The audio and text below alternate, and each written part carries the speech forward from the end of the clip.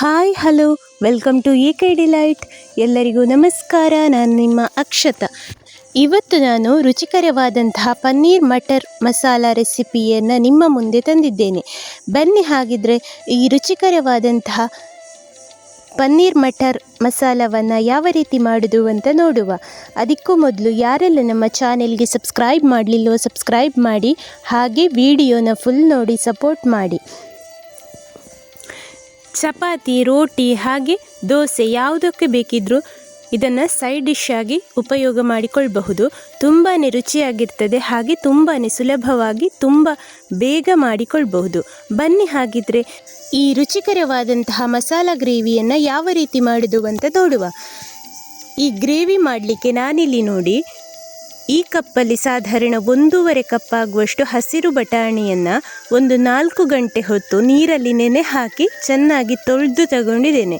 ಇನ್ನಿದನ್ನು ನಾವು ಕುಕ್ಕರಲ್ಲಿ ಬೇಯಿಸಿಕೊಳ್ಳುವ.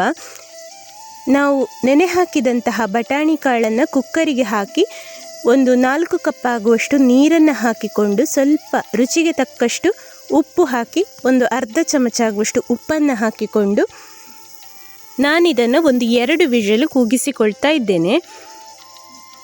ನೋಡಿ, ಈ ರೀತಿ ಕುಕ್ಕರ್ ಮುಚ್ಚಳ ಮುಚ್ಚಿ ಸ್ಟವ್ ಮೇಲೆ ಇಟ್ಟು ಇದನ್ನು 2 ವಿಷಲ್ ಕೂಗಿಸಿಕೊಳ್ಳುವ.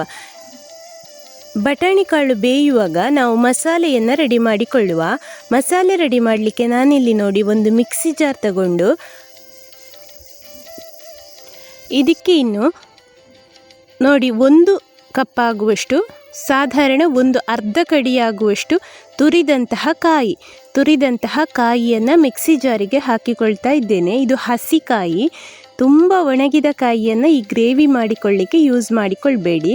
ಹಾಗೆ ಇನ್ನು 2 ಸ್ಟಾರ್ ಫ್ಲವರ್, 1 ಇಂಚ್ ಆಗುವಷ್ಟು ಚಕ್ಕೆ, 1 ಹಸಿ ಪಲಾವ್ ಎಲೆ,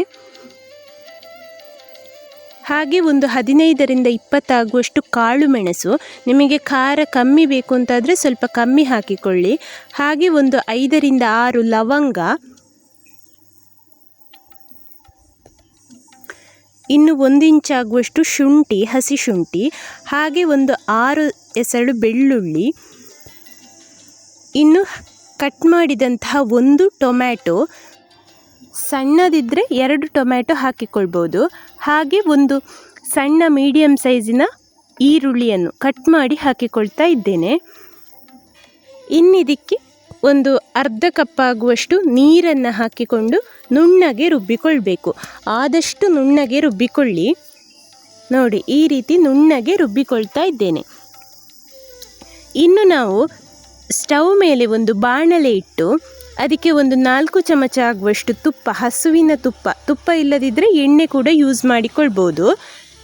ತುಪ್ಪ ಹಾಕಿ ತುಪ್ಪ ಬಿಸಿಯಾದ ತಕ್ಷಣ ಪನ್ನೀರನ್ನು ಹಾಕಿಕೊಳ್ತಾ ಇದ್ದೇನೆ.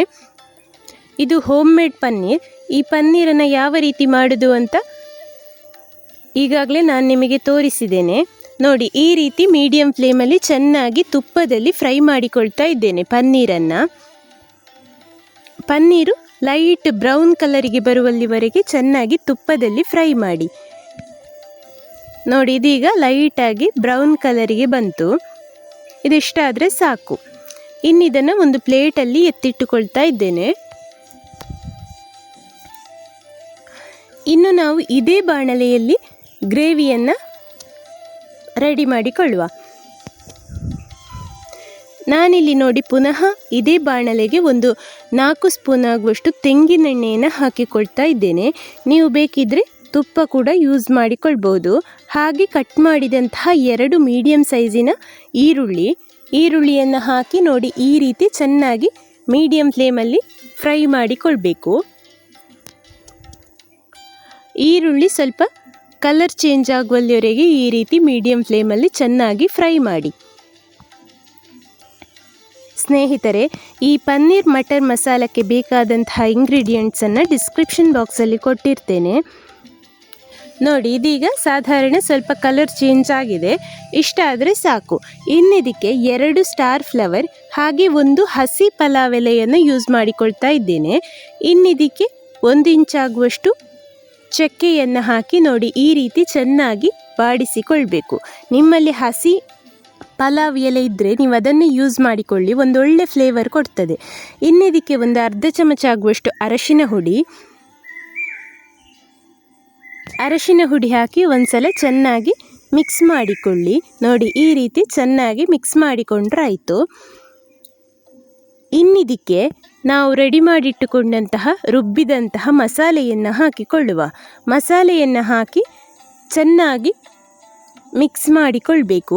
ಹಾಗೆ ಮಿಕ್ಸಿ ಜಾರ್ ತೊಳೆದು ಒಂದು ಅರ್ಧ ಕಪ್ ಆಗುವಷ್ಟು ನೀರು ಹಾಕಿ ಚೆನ್ನಾಗಿ ಮಿಕ್ಸಿ ಜಾರ್ ತೊಳೆದು ಅದನ್ನು ಕೂಡ ಇದೇ ಬಾಣಲೆಗೆ ಹಾಕಿ ನೋಡಿ ಈ ರೀತಿ ಚೆನ್ನಾಗಿ ಮಿಕ್ಸ್ ಮಾಡಿಕೊಳ್ಳಿ.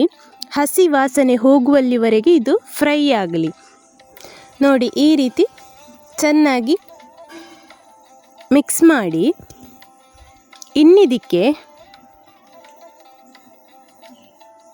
ಒಂದು ಅರ್ಧ ಚಮಚ ಆಗುವಷ್ಟು ಉಪ್ಪು, ರುಚಿಗೆ ತಕ್ಕಷ್ಟು ಉಪ್ಪು. ನಿಮಗೆ ಸ್ವಲ್ಪ ಜಾಸ್ತಿ ಬೇಕು ಅಂತಾದರೆ ಜಾಸ್ತಿ ಹಾಕಿಕೊಳ್ಬೋದು.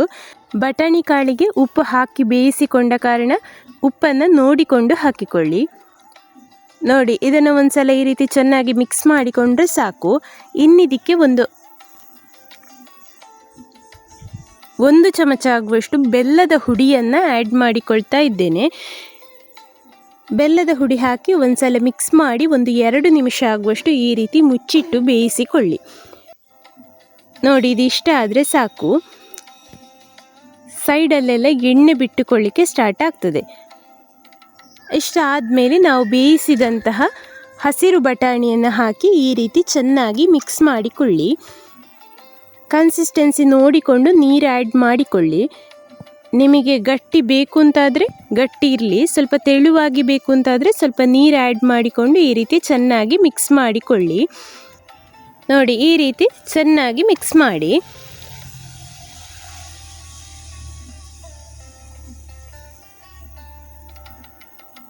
ನೋಡಿ, ಇದೀಗ ಕುದಿ ಬರಲಿಕ್ಕೆ ಸ್ಟಾರ್ಟ್ ಆಯಿತು.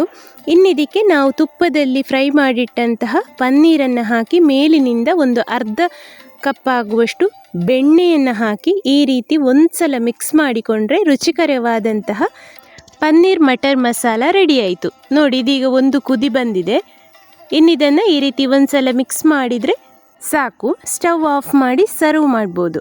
ನೋಡಿ ಸ್ನೇಹಿತರೆ, ಮನೆಯಲ್ಲಿಯೇ ಮಸಾಲೆ ರುಬ್ಬಿ ಮಾಡಿ ರುಚಿಕರವಾದಂತಹ ಪನ್ನೀರ್ ಮಟರ್ ಮಸಾಲವನ್ನು ಯಾವ ರೀತಿ ಮಾಡೋದು ಅಂತ ನಿಮಗೆ ತೋರಿಸಿಕೊಟ್ಟಿದ್ದೇನೆ. ತುಂಬಾ ರುಚಿಯಾಗಿರ್ತದೆ, ಎಲ್ಲರೂ ಇಷ್ಟಪಟ್ಟು ತಿಂತಾರೆ. ಬೇಕಿದ್ರೆ ಮೇಲಿನಿಂದ ಸ್ವಲ್ಪ ಕೊತ್ತಂಬರಿ ಸೊಪ್ಪನ್ನು ಹಾಕಿಕೊಳ್ಬೋದು. ಸ್ನೇಹಿತರೆ, ಹಾಗಿದ್ರೆ ಈ ರೆಸಿಪಿ ಎಲ್ಲರಿಗೂ ಖಂಡಿತ ಇಷ್ಟ ಆಗಿದೆ ಅಂದ್ಕೊಳ್ತೇನೆ. ಹಾಗಿದ್ರೆ ಒಂದು ಲೈಕ್ ಕೊಟ್ಟು ಶೇರ್ ಮಾಡಿ, ಸಬ್ಸ್ಕ್ರೈಬ್ ಮಾಡಿ, ಹಾಗೆ ಬೆಲ್ ಐಕಾನನ್ನು ಪ್ರೆಸ್ ಮಾಡಿ. ಮುಂದಿನ ವಿಡಿಯೋದೊಂದಿಗೆ ಸಿಗೋಣ. Thank you.